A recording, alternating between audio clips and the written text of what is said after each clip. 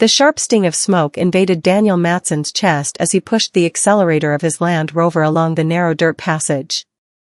Fiery embers descended upon the hood, scarring the paint with tiny burns. What should have been a straightforward wildlife documentation assignment in South Africa's Northwest Province had, after 3 days, spiraled into catastrophe. His instincts screamed retreat. Yet 15 years devoted to protecting Africa's most endangered creatures compelled him forward. Half an hour earlier, Daniel had been capturing images of a lion pride from a secure distance. Then smoke appeared along the horizon. Wildfires were nothing new to this drought-ravaged landscape, but this one advanced with alarming velocity, propelled by scorching winds that had tortured the region for weeks. Evacuation orders came swiftly from park rangers. Daniel gathered his gear and drove toward the sanctuary exit when he noticed the scattered pride. Most fled east, away from the encroaching inferno. But through his zoom lens, he spotted him, a striking male with an unusually dark mane, moving directly toward the tightening circle of flames. Just need to verify he escapes, Daniel convinced himself as he abandoned the evacuation route. That was 15 minutes ago. Now, with fire consuming both sides of the ever-narrowing trail and smoke suffocating visibility, Daniel confronted the real possibility that his rash choice might prove fatal. His satellite phone vibrated persistently. Head Ranger Themba's third attempt in 10 minutes. Daniel silenced it. His reckless detour could wait until he located the lion or required rescue. The vehicle climbed a modest incline and suddenly Daniel braked hard. The sight before him seized the air from his smoke-damaged lungs. 40 meters ahead, where the path expanded into a small opening, stood the very lion he'd been pursuing. But something was terribly wrong. Flames traveled across the creature's back and mane, transforming this magnificent predator into something from a nightmare. Despite the fire consuming his coat, the lion remained motionless, paralyzed by shock or anguish, his stare carrying unmistakable terror. Every trained instinct commanded Daniel to remain inside the vehicle. Lions posed deadly threats under normal conditions. An agonized lion meant unpredictable, lethal danger. Yet something deeper, the very impulse that had led him to conservation, refused to watch this animal suffer. Before rational thought could stop him, Daniel seized the emergency fire blanket beneath his seat and a water container. He stepped from the Land Rover, using it as shield while saturating the blanket. "Hey," he called, testing the lion's awareness. The massive head rotated toward him, amber eyes remarkably alert despite his desperate state. No aggression marked his posture. Only what appeared to be immense suffering and, impossibly, something resembling acknowledgement. At that instant, Daniel chose to abandon every safety protocol and survival instinct. He advanced toward the blazing lion, waterlogged blanket raised before him. "Easy now," he called, voice steady despite surging adrenaline. "I'm here to assist." The lion observed his approach, powerful form quivering yet making no move to flee or attack. Flames persisted along his mane and back. The stench of singed fur merged with the wildfire's smoke. 6 meters. 4.53. Daniel narrowed the space with measured, purposeful steps. At 1.5 meters, close enough to distinguish individual whiskers and recognize the suffering in those perceptive eyes, he acted. With rapid, purposeful motion, Daniel hurled the drenched blanket across the lion's head and back, pressing firmly to extinguish the fire. He braced for a furious roar, for claws that could eviscerate, for the savage retaliation any wild predator would naturally deliver. Instead, the lion remained utterly still, as though comprehending on some fundamental level that this strange human behavior meant rescue, not attack. "There we go," Daniel encouraged, patting the blanket to eliminate remaining embers. "Nearly finished." Once confident the flames were suppressed, Daniel cautiously drew back the covering to examine the destruction. The lion's formerly splendid mane lay partially incinerated, angry crimson burns marking the flesh beneath. His back revealed comparable wounds, serious, yet not instantly fatal. As the blanket pulled completely away, the lion rotated his enormous head toward Daniel, their faces now separated by less than a meter, close enough for Daniel to sense the warmth of the predator's respiration. Time suspended as human and beast held each other's gaze, caught in an instant that defied natural law. Then, breaking the stillness, the lion performed an act that would permanently transform Daniel's perception of these animals. He lowered his majestic head and gently rested his forehead against Daniel's shoulder. Not hostility. Not fear.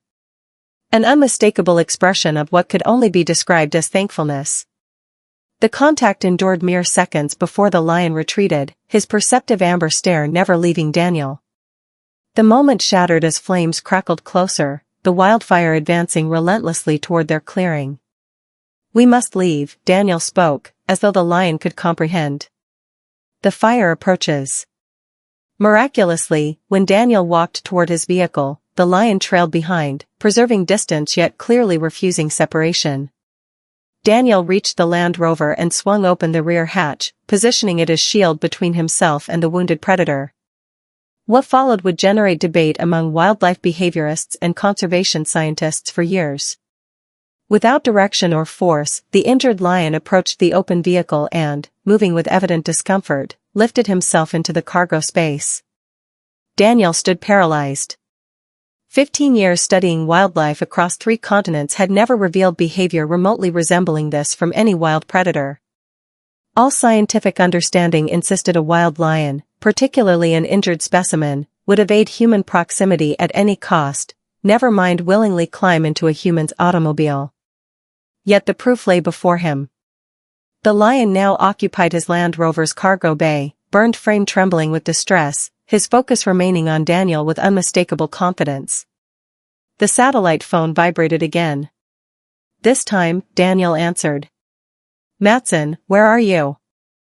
Themba's voice fought through interference. "The fire breached the firebreak. Evacuate immediately." "En route," Daniel responded, composure steady despite his impossible situation. "And I'm transporting a patient." "A what?" "You're not cleared to." Daniel disconnected and secured the cargo door, leaving sufficient opening for ventilation. He settled into the driver's position, ignited the engine, and navigated toward the main thoroughfare, continuously checking his mirror to observe his unparalleled passenger. The lion stayed composed regardless of the automobile's motion and the advancing flames. Those eyes, capturing the fire's amber glow, never abandoned Daniel's reflection. As he sped away from the pursuing blaze, Daniel recognized he had permanently crossed an irreversible boundary. Every wildlife interaction protocol lay violated. He had endangered himself recklessly. He had disrupted natural processes in ways his scientific training condemned. Yet as the wounded lion's gaze connected with his in the mirror, he found no room for regret. Something profound and indescribable had transpired in that smoke-choked clearing. A bond that defied conventional understanding of the divide between human and wild. The sanctuary's emergency clinic had never anticipated housing a fully mature male lion. Intended primarily for smaller wildlife and occasional juvenile predators, this modest facility suddenly appeared entirely insufficient as Daniel's Land Rover approached the entrance, its unprecedented passenger still aware yet visibly suffering. "Have you lost all reason?"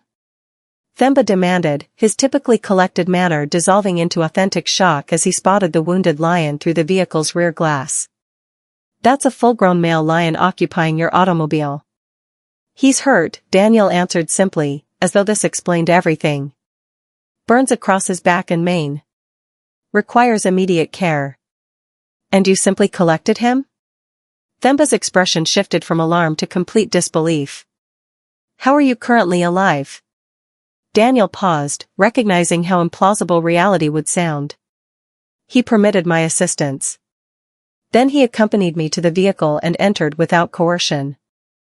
Themba stared at him extensively, clearly evaluating whether smoke inhalation had impaired Daniel's mental faculties. "That's impossible." "I recognize that," Daniel admitted. "Yet it occurred. And now he requires our assistance." Dr. Amara Khatri, the sanctuary's senior veterinarian, appeared from the clinic, drying her hands on fabric, fatigue evident beneath her eyes. The evacuation had already delivered numerous injured animals. You mentioned a lion with burns, she started, then halted abruptly as she noticed the Land Rover's cargo compartment. Unbelievable. You genuinely transported a wild adult male. His name is Tao, Daniel offered, the designation arising spontaneously, the Tswana term for lion. Somehow it felt appropriate. An acknowledgement of this creature's identity beyond merely another case file. Dr. Khatri's professional discipline rapidly superseded her preliminary shock. We must tranquilize him promptly, even given his current docility. Burn trauma produces extreme pain. Pain transforms wild creatures unpredictably. Daniel consented, though something within him resisted severing the remarkable connection forged with this wounded predator. I believe he'll accept treatment, Doctor. Khatri regarded him with expression clearly questioning his rationality but concentrated on immediate necessities. We won't assume that risk. Prepare the sedative. Standard dosage for a male his dimensions.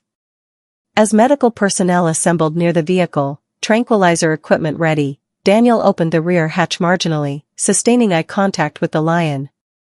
To universal astonishment, Tao remained composed, those amber irises fixed on Daniel with the same inconceivable confidence displayed within the burning woodland. Maintain verbal contact, Daniel, Dr. Khatri directed, her tone exposing her wonder at the lion's demeanor. Hold his focus while I deliver the sedative. Daniel lowered himself to the lion's visual level while preserving cautious distance. Tao, he spoke softly. We're assisting you now. These individuals will ease your suffering. First, they must administer something to help you rest. The lion's ears responded to Daniel's voice, yet he exhibited no hostile motion. His substantial frame remained still, accepting the subtle elevation and descent of his ribcage. With practiced efficiency, Dr. Khatri elevated the tranquilizer rifle and discharged. The dart embedded in the lion's hindquarter.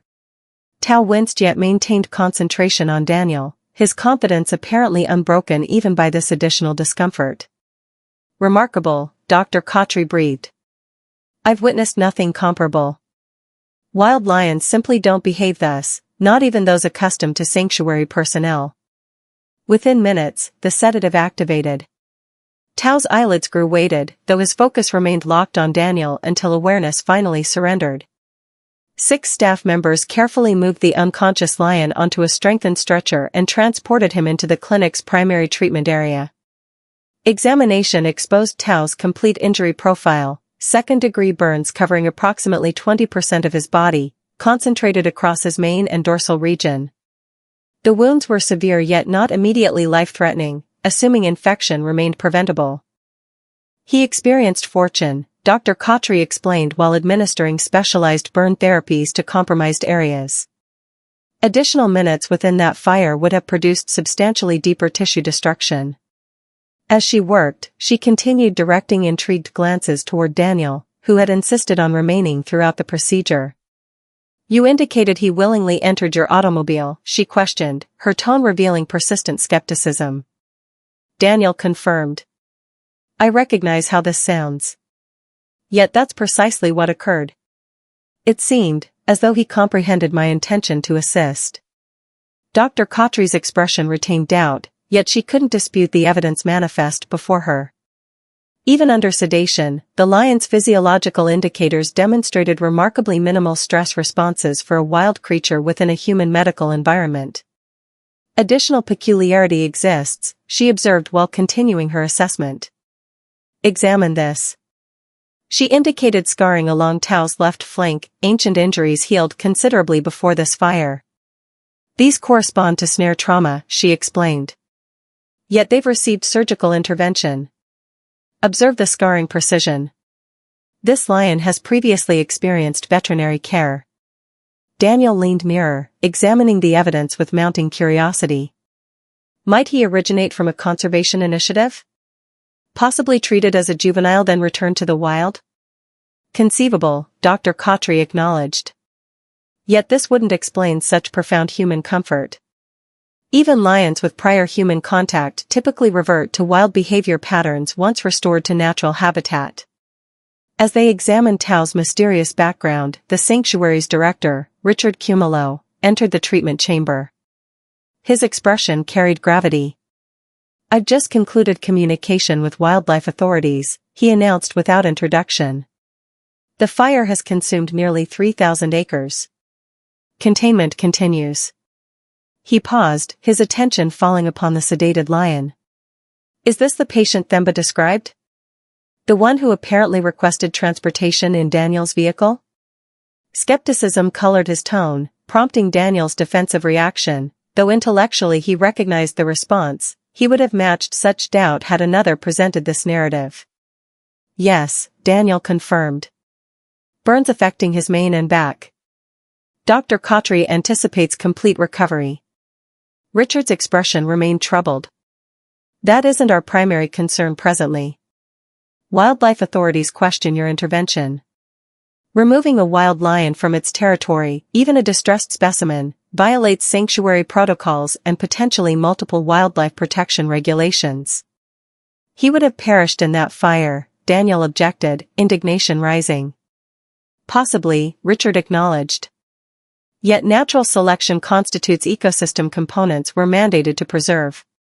Our responsibility involves habitat protection and maintaining appropriate boundaries with wildlife under our supervision." The exchange interrupted as monitoring equipment signaled softly. Tao was emerging from sedation significantly earlier than projected. "Impossible," Dr. Khatri declared, examining the apparatus with furrowed brow. "I administered sufficient tranquilizer for minimum 4 hours unconsciousness. Barely 90 minutes have elapsed." All three humans retreated instinctively as the enormous predator's eyes opened. Daniel tensed, anticipating the panic and aggression typical of wild animals recovering consciousness within unfamiliar surroundings. Instead, Tao's amber gaze calmly surveyed the chamber before settling upon Daniel. Recognition shone unmistakably within that steady observation. "He identifies you," Dr. Khatri whispered, professional skepticism dissolving into astonishment. "This defies precedent." Richard appeared less impressed. "This also represents substantial liability potential. We possess no infrastructure appropriate for extended adult male lion housing, and his atypical behavior renders him unsuitable for wild release. Should he approach humans seeking assistance or companionship?" "We cannot euthanize him," Daniel interrupted, the mere suggestion filling him with unexpected horror. "Not after he survived that fire." "I'm not proposing euthanasia," Richard clarified. "Yet we must evaluate all alternatives, including relocation to facilities with appropriate containment capabilities." While the humans deliberated his destiny, Tao continued observing Daniel, his massive skull resting upon forepaws in an attitude communicating patience rather than submission despite his injuries. The discussion interrupted as urgent knocking sounded at the treatment chamber entrance. A junior staff member entered, expression conveying urgency. "Pardon the interruption," she said, "yet there's information requiring your immediate attention." She elevated a tablet displaying a news headline. "Missing lion from Lambert Research Program identified in Northwest Province." Below appeared a photograph of a magnificent male lion bearing distinctive dark mane, unmistakably Tao, alongside a female researcher. "He's reportedly been absent approximately 8 months, the staff member explained. They designated him Tao, Shadow in English, referencing his dark mane. He participated in behavioral research examining lion cognition and human-wildlife interaction. The fragments suddenly assembled coherently. Tao represented not merely any lion. He potentially ranked among the most comprehensively studied lions in South African history. Nurtured from cubhood within an extraordinary research environment featuring regular constructive human engagement, his disappearance had significantly impaired the research program exploring lion cognitive capacities and cross-species recognition capabilities. "This clarifies his behavior," Dr. Khatri recognized. "He's fundamentally bilingual, competent in both lion and human communication patterns. When you approached during the fire, he recognized your rescue intention through years of human behavioral interpretation experience." Daniel returned his attention to Tao, perceiving him transformed. Not merely a wild creature demonstrating unusual confidence, but an entity spanning dual existences. Sufficiently wild to endure 8 months independently after escaping or being extracted from the research facility, yet sufficiently socialized to recognize human assistance when his existence depended upon it. As though aware of being discussed, Tao emitted a gentle chuff, a non-threatening vocalization captive lions occasionally directed toward trusted caregivers. The sound generated astonishment throughout the chamber. "I'll contact the Lambert program promptly," Richard determined, his preceding concerns yielding to enthusiasm at this unexpected revelation. Should this genuinely represent their missing research subject, they'll undoubtedly desire his return once transportation becomes feasible. As others departed to coordinate arrangements, Daniel lingered, drawn by an inexplicable sense of connection to the wounded lion. Tao continued observing him with those perceptive amber eyes, and Daniel couldn't dislodge the impression that their accidental encounter within the burning woodland represented something beyond coincidence. Neither human nor lion could have foreseen how subsequent days would fundamentally redirect both their existences and challenge foundational assumptions regarding relationships between humans and the wild beings sharing their planet. Tao's rediscovery disseminated rapidly throughout wildlife conservation networks. By morning, Dr. Ellen Lambert herself, founder of the Lambert Research Program and preeminent global authority on lion cognition, had arrived at the sanctuary, accompanied by specialized veterinary transport personnel and a documentary crew documenting her work for the preceding 3 years. Daniel observed their arrival from the recovery enclosure observation window where Tao rested.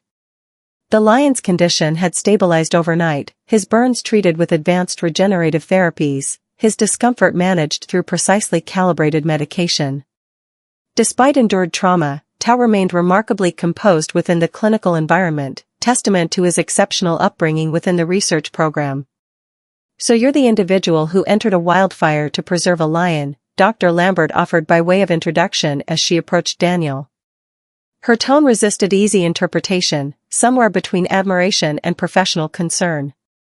"I wasn't aware he belonged to your research program at that moment," Daniel replied. "I simply observed an animal experiencing distress." Dr. Lambert examined him with obvious curiosity. "And he permitted your approach, allowed you to extinguish the flames, then willingly climbed into your automobile. Accurate?" "Yes," Daniel confirmed, still scarcely comprehending the experience despite having lived it. "It seemed he understood precisely what I intended." "Remarkable," Dr. Lambert breathed. "May I inquire about your background?" "Big cat experience?" 15 years wildlife conservation, primarily habitat preservation rather than direct animal handling. "I've encountered predators previously, yet nothing explaining Tao's response." Dr. Lambert nodded thoughtfully, then gestured toward the recovery enclosure. "Would you object to our observing your interaction with him? His response to you might offer valuable insight regarding his cognitive development following program departure." Daniel consented, though experiencing unfamiliar protectiveness toward Tao he couldn't fully articulate. Accompanied by Dr. Lambert and one camera operator, the remaining crew maintaining distance, he entered the recovery space. Tao was alert, his massive head lifting immediately at Daniel's entrance. The injured lion produced the identical gentle chuffing vocalization from the previous day, an unmistakable greeting prompting Dr. Lambert's surprised expression. "He's vocalizing specifically to you," she noted with evident excitement. "That represents a social recognition response typically reserved for pride members or, in captive environments, extended caregivers." Daniel approached gradually, maintaining respectful visual contact with Tao as during their initial encounter. To observers' astonishment, the lion rose, moving stiffly due to his injuries, and walked directly to Daniel, pressing his forehead against Daniel's chest in an unmistakable gesture of confidence. "Extraordinary," Dr. Lambert whispered. "Throughout our research years, I've never observed him establish equivalent bonding within such abbreviated duration. It's as though he's imprinted upon you." Following this preliminary observation, Dr. Lambert disclosed Tao's complete history. Born captive to a rescued lioness, he had participated in the Lambert program's cognitive research since cubhood. Unlike conventional captive breeding approaches, the Lambert methodology involved extensive socialization with both humans and fellow lions, establishing unique developmental conditions, preserving natural behaviors while fostering unprecedented cross-species communication and trust. Tau represented our most promising subject, Dr. Lambert explained as they reviewed footage of the lion executing complex cognitive tasks during research sessions. His capacity interpreting human gestural signals and emotional indicators significantly exceeded expectations, more comparable to trained domestic canines than wild felids. What occurred? Daniel asked. How did he reach the wild? Dr. Lambert's expression darkened. 8 months passed, armed individuals raided our research station. We initially suspected poachers targeting our animals for illegal trophy commerce, yet retrospectively, Tau specifically appears to have been their objective. Why? His exceptional capabilities rendered him valuable, not merely scientifically, but potentially to private collectors or exhibition facilities operating with fewer ethical constraints than legitimate research programs. We reported the theft immediately, yet developed no leads until a photographer captured Tau's image in wilderness approximately 2 months ago. She displayed the photograph, a grainy image depicting a dark-maned lion subduing a wildebeest in territory roughly 80 kilometers from Daniel's rescue location. He escaped, Daniel recognized. Alternatively, his captors abandoned him when control proved impossible. Our prevailing hypothesis, Dr. Lambert confirmed. What's remarkable involves his 8-month wilderness survival following lifetime research environment habitation. This demonstrates extraordinary adaptability within these species. During the subsequent 3 days, as Tau's condition progressively improved, Daniel devoted increasing intervals with the injured lion. Dr. Lambert's team documented their interactions, collecting valuable data regarding Tau's cognitive evolution throughout his wilderness experience. He's integrated dual existences, Dr. Lambert observed after reviewing footage. He's developed hunting proficiency and territorial awareness characteristic of wild lions while retaining human interaction capabilities acquired within our program. This represents unprecedented adaptation. Tau's future, however, remained unresolved. The Lambert program eagerly anticipated his return to their research facility where his medical requirements could receive comprehensive attention and his exceptional cognitive capabilities undergo further examination. Yet Daniel couldn't escape the conviction that something significant would be sacrificed should Tau simply resume captive existence. On the 4th day following rescue, Dr. Lambert approached Daniel with unexpected proposition. I've been evaluating alternatives, she began, her delivery more intimate than the professional detachment she'd previously maintained. Ethical protocol would restore Tau to our research facility. His injuries demand ongoing treatment, and his human habituation renders him vulnerable within wild environments. Daniel acknowledged, having reached identical conclusion despite emotional resistance. However, Dr. Lambert continued, an alternative possibility warrants discussion. Our program has been developing a new research initiative focused on predator rehabilitation and managed reintroduction. We're establishing a 2,000-hectare private reserve where rehabilitated predators can experience semi-wild existence while still receiving necessary monitoring and intervention. She paused, studying Daniel's response. We require a field director for this project, someone possessing both conservation credentials and demonstrated capacity working with these creatures. Your background proves impressive, and your connection with Tau represents, well, something entirely unprecedented in my experience. The proposition caught Daniel entirely unprepared. You're offering me employment. I'm offering you opportunity, Dr. Lambert clarified, to continue working with Tau as part of groundbreaking research and conservation initiatives. His trust in you exceeds anything I've observed with any other human, including those who nurtured him from cubhood. That connection could prove invaluable for understanding lion cognition and developing more effective rehabilitation protocols.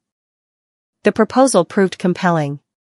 Daniel had contemplated career transitions even before encountering Tau, experiencing increasing disconnection from his current role's administrative dimensions. The prospect of working directly with the lion who had so unexpectedly entered his existence seemed almost serendipitous, as though the universe had orchestrated their meeting within that burning forest. I would require assurances regarding the research's ethical frameworks, Daniel responded cautiously. and regarding Tao's quality of existence within the program. Naturally, Dr. Lambert agreed readily. Our protocols remain open source and subject to international oversight. Tao and our other research subjects function as partners in this work, not mere experimental subjects.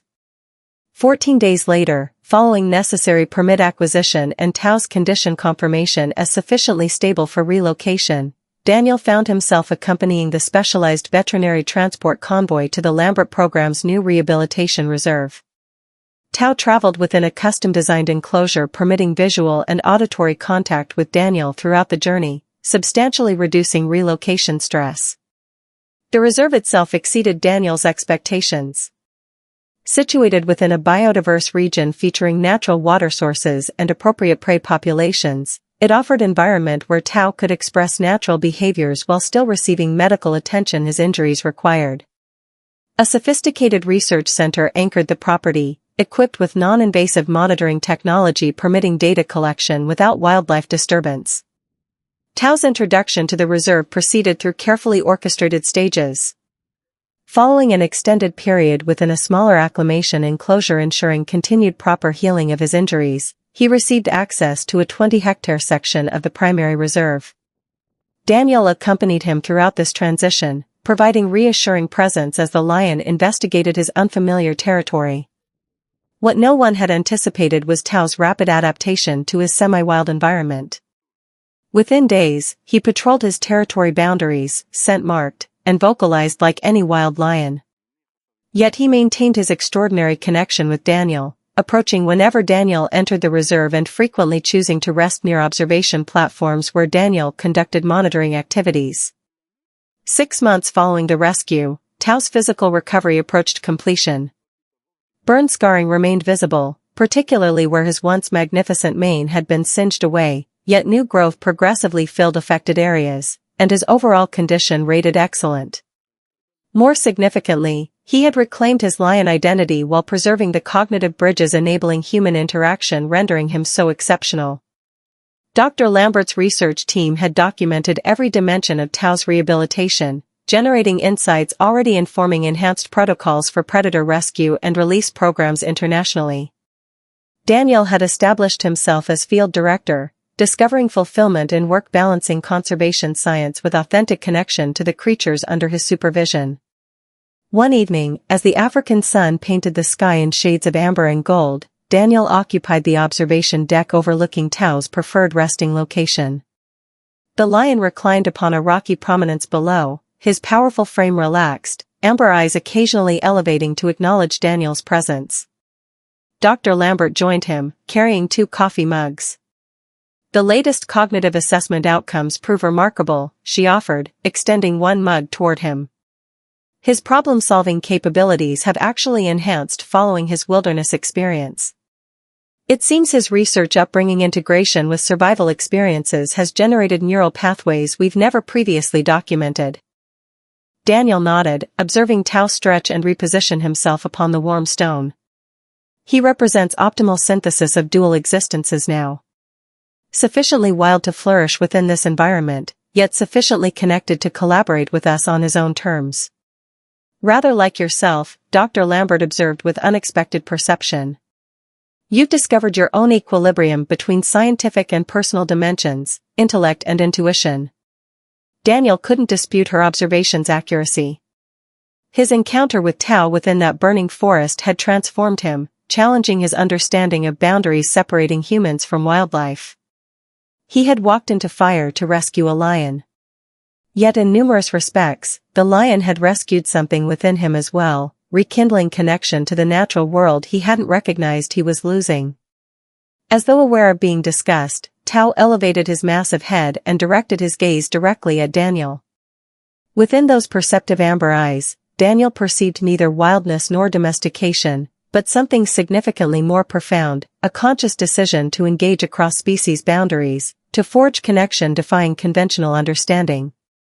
Within a world where human-wildlife relationships so frequently manifested through conflict and loss, Tao's narrative offered alternative possibility, one of recognition, rescue, and reciprocal respect across boundaries separating humanity from nature. A singular case. A unique bond between one man and one lion. Yet it suggested coexistence possibilities extending far beyond their individual story. And it had commenced with an impossible moment of trust. When a man discovered a lion consumed by fire,